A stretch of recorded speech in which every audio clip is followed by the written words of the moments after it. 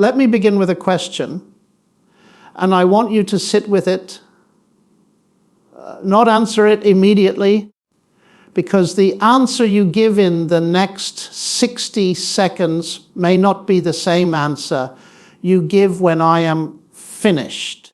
The question is this: what would you do if someone told you that within your lifetime, perhaps within the next 20 to 30 years, science would be able to give you a body that does not age, a mind that cannot forget, and a lifespan that does not end? Would you say yes? Would you sign up? Would you queue at the door? Now, I'm not speaking metaphorically. I'm not describing the plot of a science fiction novel. I am describing, with full seriousness and with the weight of documented evidence, what some of the most brilliant, most credentialed, most generously funded scientists and technologists on this planet are openly, publicly, and urgently working toward right now. And before this talk is over, I want to show you something that I believe is far more alarming than the technology itself. I want to show you the philosophy underneath it, because that philosophy, that worldview, will reshape not only what science does, but what it means to be human. And I need you to stay with me, because we will get there.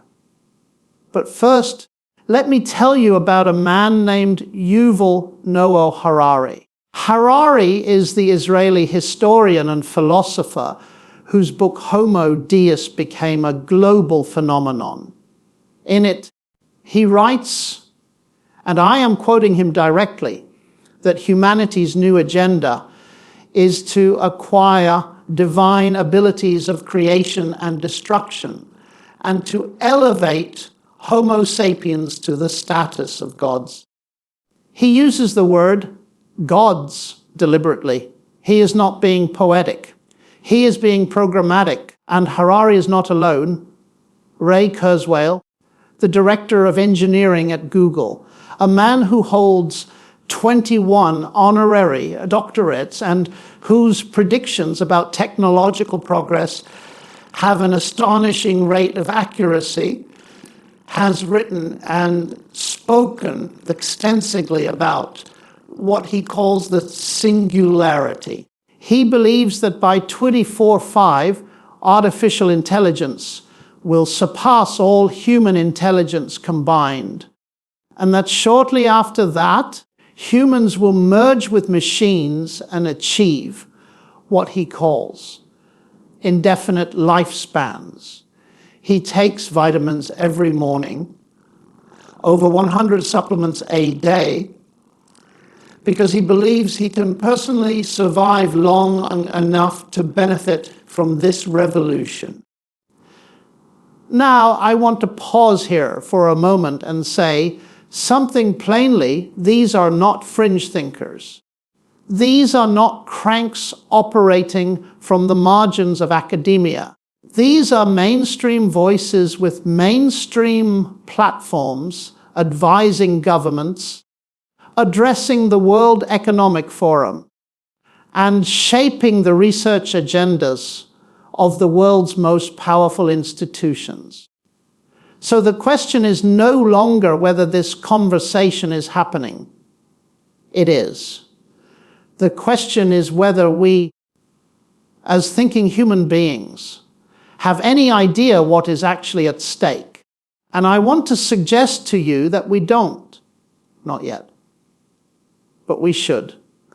And by the end of this talk, you will understand why I believe this is not merely a scientific question or a political question.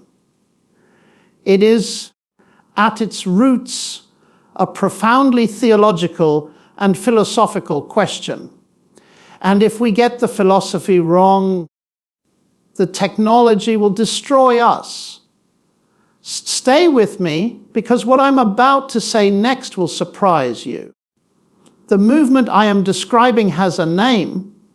It is called transhumanism, and its central thesis is straightforward: human beings are not finished. We are, in the language of the transhumanists, version 1.0, a biological prototype with severe limitations: disease, cognitive decline, emotional irrationality, and above all, death. And the solution, they argue, is enhancement, radical enhancement, technological transcendence. Nick Bostrom, who founded the Future of Humanity Institute at Oxford, my own university, I should say, defines transhumanism as an intellectual and cultural movement that affirms the possibility and desirability of fundamentally improving the human condition through applied reason, especially by developing and making widely available technologies to eliminate aging and to greatly enhance human intellectual, physical, and psychological capacities. That sounds, on the surface, rather benign. Who could be against eliminating disease? Who objects to enhancing human capacity? I certainly do not object to medicine. I do not object to vaccinations or surgery or the use of technology to heal. But here is where we must think carefully. There is a world of difference between healing a broken body and redesigning what it means to be human.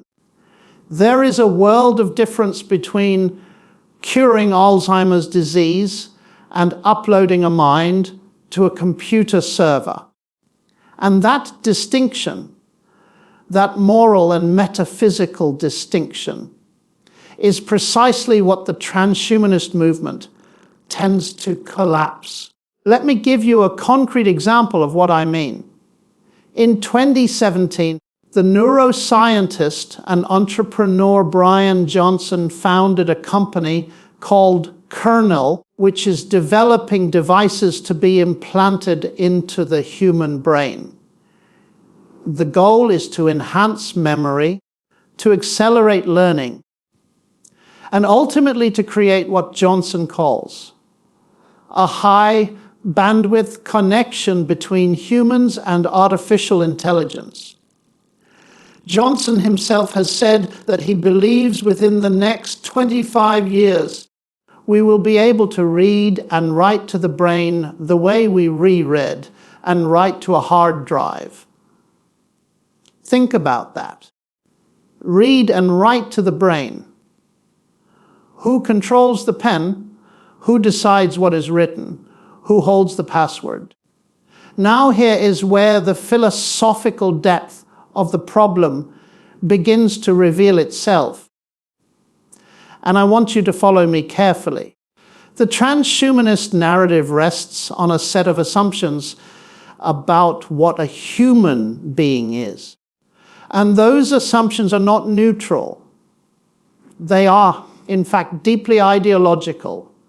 The core assumption is this, that a human being is nothing more than an information processing system, a biological machine, a collection of neurons firing in patterns that can, in principle, be replicated, edited, and transferred.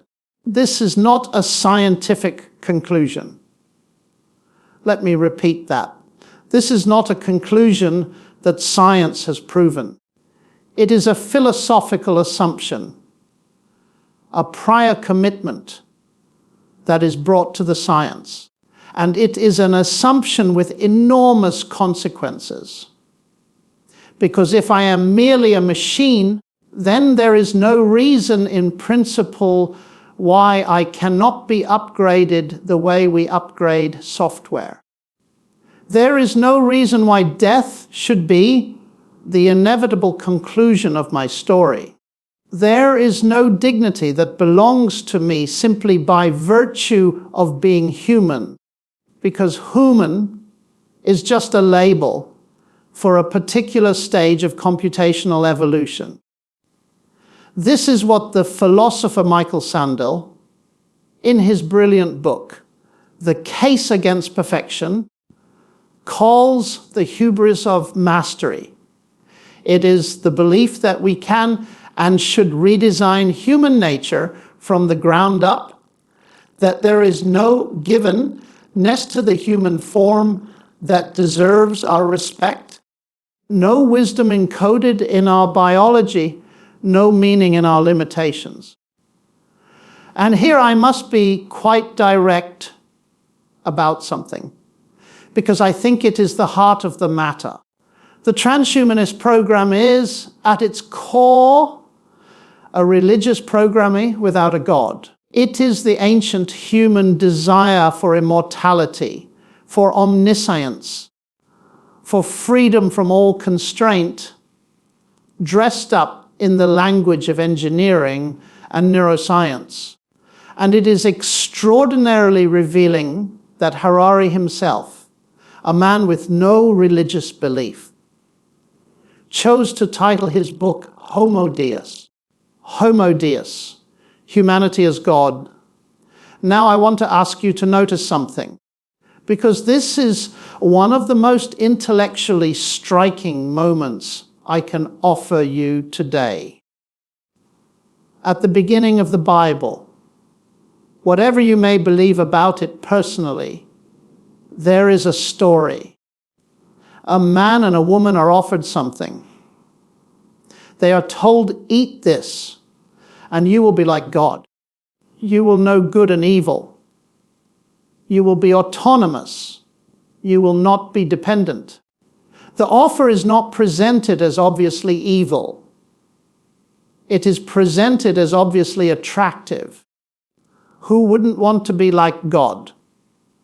Who wouldn't want unlimited knowledge and unlimited freedom? And the story says they took it. And the consequences were not what they were promised. I am not making a naive argument that technology is evil. I am making a sophisticated argument that history has something to teach us about what happens when human beings attempt to seize a status that does not belong to them, and that the ideology driving certain strands of modern transhumanism is not as new as it presents itself, is not as new as it presents itself. But now I want to go deeper, because the really interesting question is not what the transhumanists are trying to do. The really interesting question is whether their project even makes sense. And I want to argue that it doesn't, not because of religious sentiment, but because of rigorous philosophy and mathematics. Here is the problem at the center of the transhumanist dream of mind uploading. The mind is not the same thing as the brain. And this is not merely a theological claim. This is a position defended by some of the most distinguished philosophers and neuroscientists in the world. The philosopher David Chalmers, who is, I should say, an atheist, has written extensively about what he calls the hard problem of consciousness.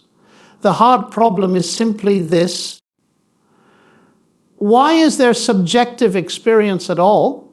You can map every neuron in the human brain. You can trace every electrical signal and chemical reaction. You can describe the entire physical architecture of cognition. And you will still not have explained why any of it feels like anything from the inside. Consciousness, the first-person experience of being you, is not reducible to third-person physical description. And Chalmers argues, with great persuasive force, that this is a genuine, unresolved philosophical problem that cannot simply be engineered away. If that is right, and I believe it is, then the idea of uploading your mind to a computer is not the preservation of you. It is the creation of a copy of you, and a copy that believes it is you. Which is, when you think about it carefully, a genuinely disturbing prospect rather than a comforting one. You would die. And something else, something that has all your memories and believes it is you, would live on. That is not immortality. That is a philosophical horror story masquerading as a scientific breakthrough. Now I promised you something at the beginning of this talk. I promised to show you what I believe is most alarming, and I want to deliver on that promise now. The greatest danger of the transhumanist movement is not that it will succeed in making humans immortal. I actually doubt it will, for the reasons I have just described. The greatest danger is the social and political consequences of the attempt. Think about this carefully. If radical life extension becomes possible, even partially possible, who will have access to it? The answer almost certainly is those who can afford it. And what does it mean for the social fabric of civilization when a wealthy elite can live for centuries while the rest of humanity lives and dies at the normal pace? Harari himself acknowledges this. He writes that the 21st century might see the emergence of a new class distinction, not between the rich and the poor, but between the enhanced and the unenhanced, between what he calls the gods and the useless class. His words, not mine, the useless class.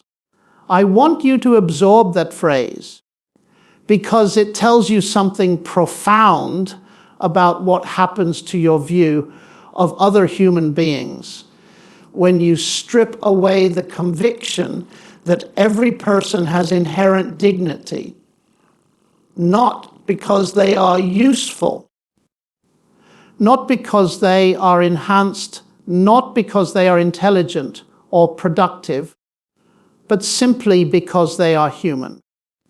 The conviction that every human being has inherent dignity, that there is something sacred, something inviolable about every person regardless of ability or utility, does not emerge from Darwinian biology. It does not emerge from neuroscience.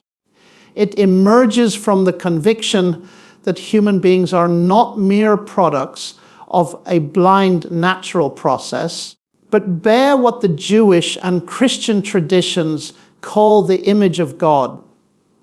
The imago Dei, remove that conviction, and you do not get liberation. You get a hierarchy. And history tells us with terrible clarity what hierarchy is built on the assumption that some humans are more fully human than others tend to produce. And now I want to return to my opening question, because I told you your answer might change. Would you sign up for immortality?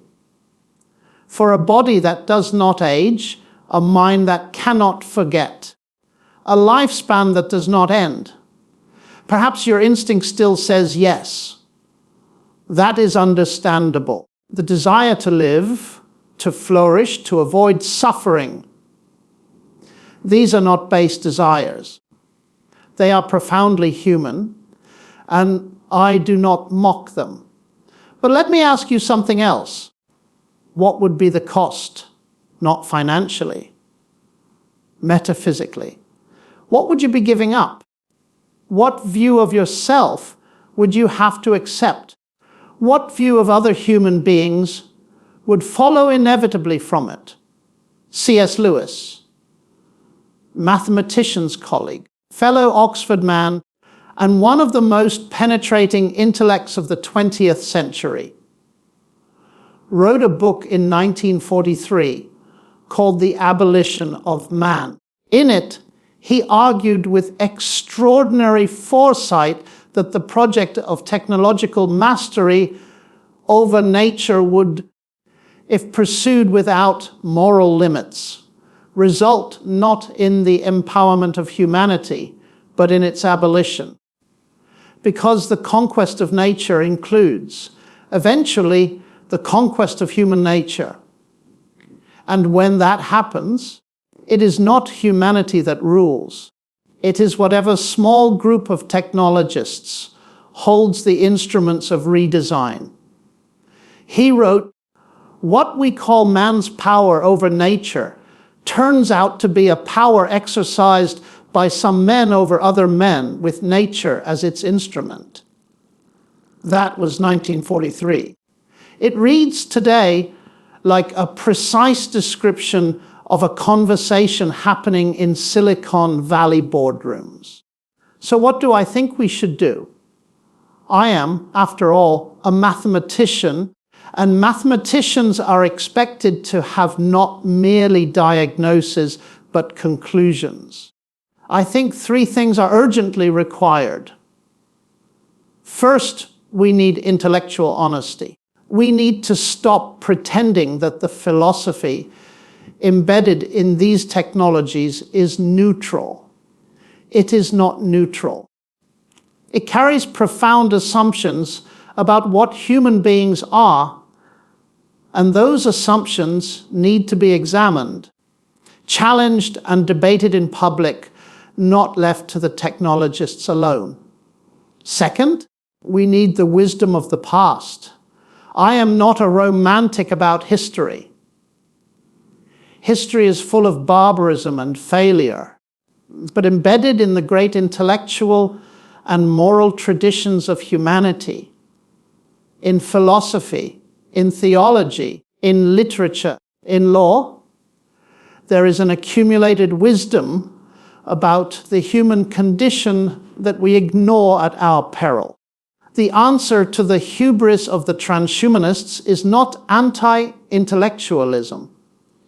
It is a deeper, richer, more fully informed intellectualism.